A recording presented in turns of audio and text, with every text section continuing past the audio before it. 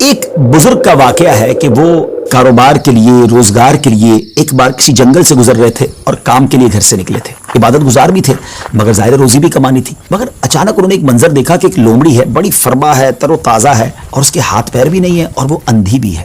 اب حیران ہو گئے کہ اس کے پاس تو نہ ہاتھ پیر ہیں نہ آنکھیں ہیں, نہ دیکھ سکتی ہے نہ چل پھر سکتی ہے, تو یہ کھاتی کیسے, اس کے کھانے کا انتظام کیسے ہوتا ہوگا. اسی شش و پنج میں تھے, آپ بیٹھ گئے.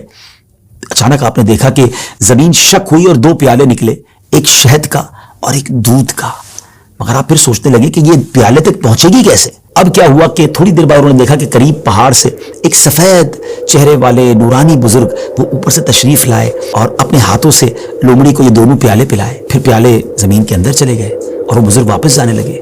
تو یہ جو عبادت گزار شخص تھے, بزرگ تھے, یہ دوڑے اور جا کر ان کا دامن تھام لیا کہ حضور آپ تعارف تو کروائیں, آپ کون ہیں اور آپ کیوں یہ آئے تھے اس لومڑی کو یہ کھانا کھلانے. تو انہوں نے کہا کہ میں اللہ کے فرشتوں میں سے ایک فرشتہ ہوں اور میری ایک ڈیوٹی ہے کہ میں صبح و شام یہاں پر آؤں اور اس لومڑی کو اپنے ہاتھوں سے جو غذا ہے وہ کھلاؤں. ان بزرگ کی تو جس کو کہنا کہ طبیعت ہی چینج ہو گئی کہ جو رب اس لومڑی کو اس حالت میں بھی روزانہ رزق دے سکتا ہے تو وہ تو مجھے بھی رزق دے گا, مجھے کیا ضرورت ہے کام کاج کے لیے تکلیف اٹھانے کی. آپ جنگل میں چلے گئے اور اللہ کی عبادت میں مصروف ہو گئے. کئی دن عبادت کی, 7 دن ہو گئے مگر کچھ کھانے کو نہ ملا. بھوک سے برا حال ہو گیا. اللہ کی بارگاہ میں فریاد کی, میرے مالک مجھے بھی تو کوئی لقمہ غذا عطا فرما, اب بھوک برداشت کرنے کی طاقت نہیں ہے, یا میری روح قبض کر لے. اللہ کی طرف سے یہ ارشاد ہوا, یہ پیغام ملا کہ اے میرے بندے اپنے ہاتھ سے کماؤ, کسب حلال کرنا ہے, کوشش کرنی ہے, خود بھی کماؤ اور محتاجوں کو بھی کھلاؤ. جب اللہ کریم کی طرف سے یہ حکم ملا تو پھر ان بزرگ نے کیا کیا, پہاڑ سے اتر گئے اور پھر اب طلب معاش میں اپنے کام میں لگ گئے,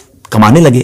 آدھا خود کھاتے, آدھا محتاجوں میں تقسیم کرتے ہیں. اس واقعے سے سیکھنے کو یہ ملا کہ یہ دنیا عالم اسباب ہے.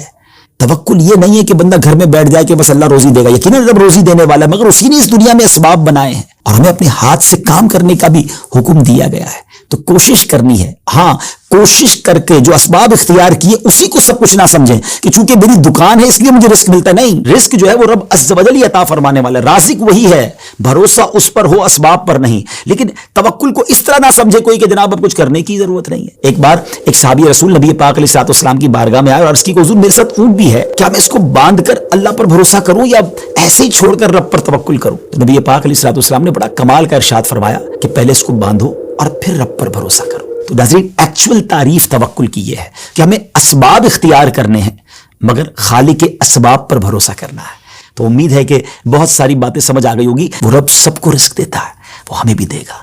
اللہ کی قدرت پر یقین رکھیں, اس پر بھروسہ رکھیں اور اس کی بارگاہ میں دعا کرتے رہیں. حرام کے قریب نہ جائیے.